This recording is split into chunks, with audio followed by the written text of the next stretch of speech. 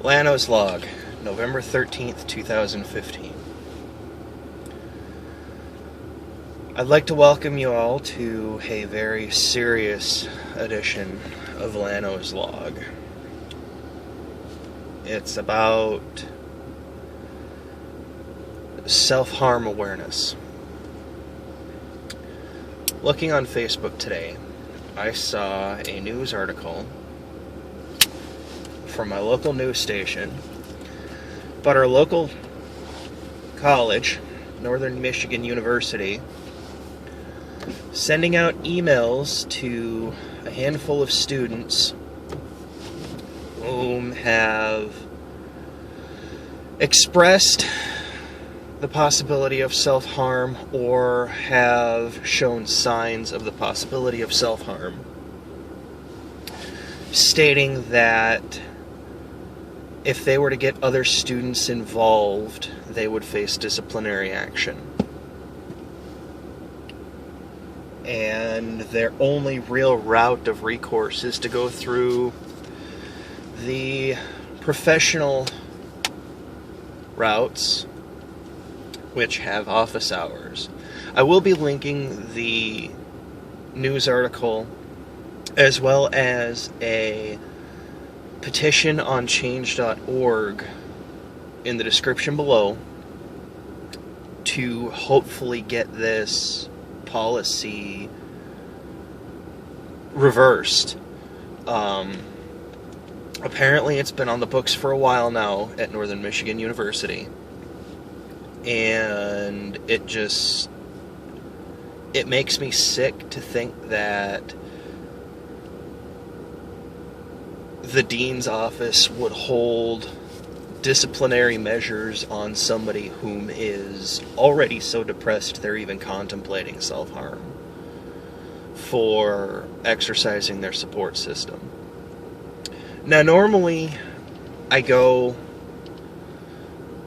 and I do my videos with no script, no edit.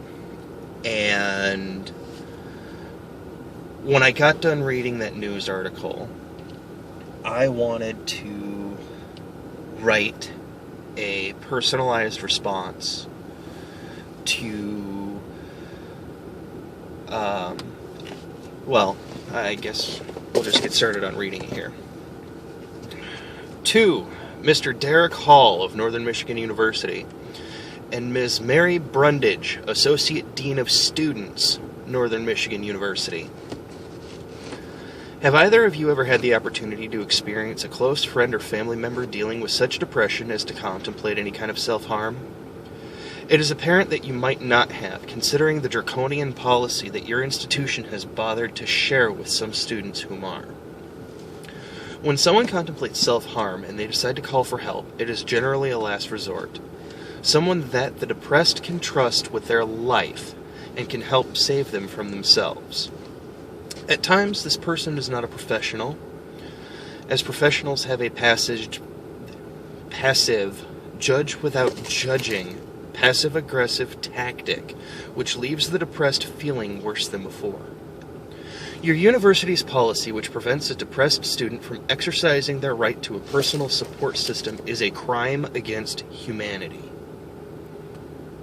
By threatening a student feeling so low as to wish to harm themselves with further negative actions by taking the time to get the help they need, which could open doors to possible professional help, you're forcing them to internalize their pain. This is one of the most dangerous things that anyone feeling this depressed can have to go through. Before help with one's life can be freely shared, a level of trust needs to be established. In something like this, one student calling another to talk them down from self-harm shows this kind of explicit trust. Have either of you ever been in a position where you could trust another with your life? I'm not talking about everyday things, such as eating food at a restaurant, carpooling as a passenger, or even crossing the street. I'm talking about the absolute dread that comes with the knowledge that you are going to die. And there is only one person in this world that can help you not die. Considering this policy, I doubt it. If you imagine a time in which you could wait for professionals to arrive for help, then you're deluded. In a real situation, professionals can take over an hour to respond to a situation where every second counts. Sometimes that's all whom one is so depressed feels that they have, or just mere minutes or even seconds before they're done. You know, that's all it takes, literally. It's just a few seconds. A snap. Students at NMU, take heed. It is your right as people to disregard a policy which could endanger another needlessly. If you know someone is about to harm themselves and you do nothing to help, you could be held responsible.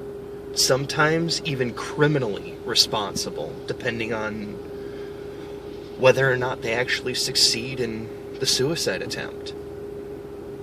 If you get a call or some other hint that someone is about to self-harm, then it is your human responsibility to help that person. All it takes are 2 steps, and these are steps that we learned in the Navy during our suicide prevention trainings. 1, if you get the call, never leave them alone. Don't even think about hanging up that fucking phone. You keep them on the line. You keep them talking. You make them know that you're there, that you care, and you're on your way. That's why people want to do something like this, is because they don't feel like anybody cares. Like they're not necessary, or things are they're not strong enough.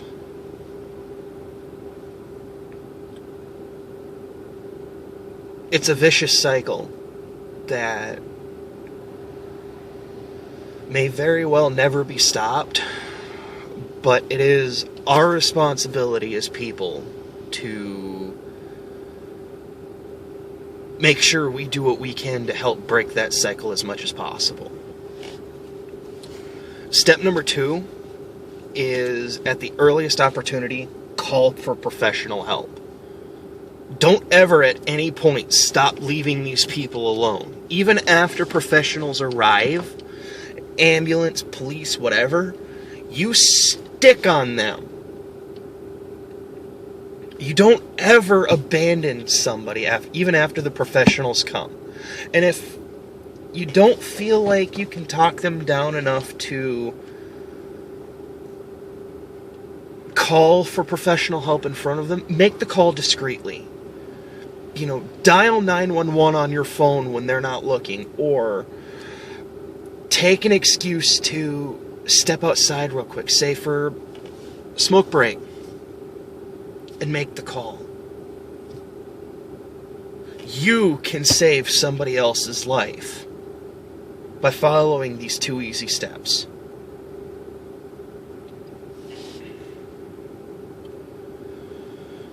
For those of you who are thinking about harming yourselves, remember that you're not alone. There is always somebody you can reach out to.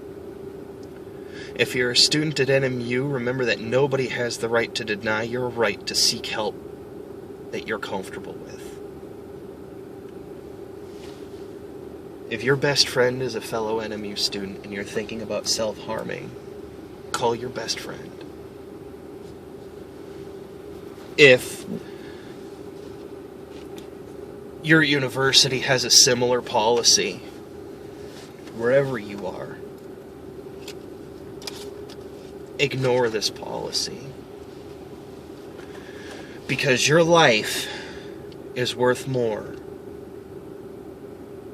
And the lives that you're going to be saving, those of you who get the call, are worth more than some piece of paper that you chose to get because you ignored a plea of help. Nobody in this world has the right to deny or subvert a personal support system.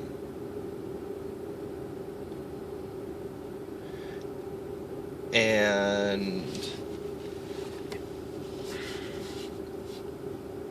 as a guy who has had people, who's known people, whom have contemplated suicide, as someone whom has fought and still sometimes fights with bouts of depression,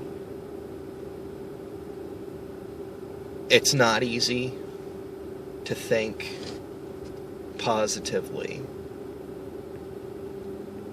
when you feel completely unnecessary, completely irrelevant.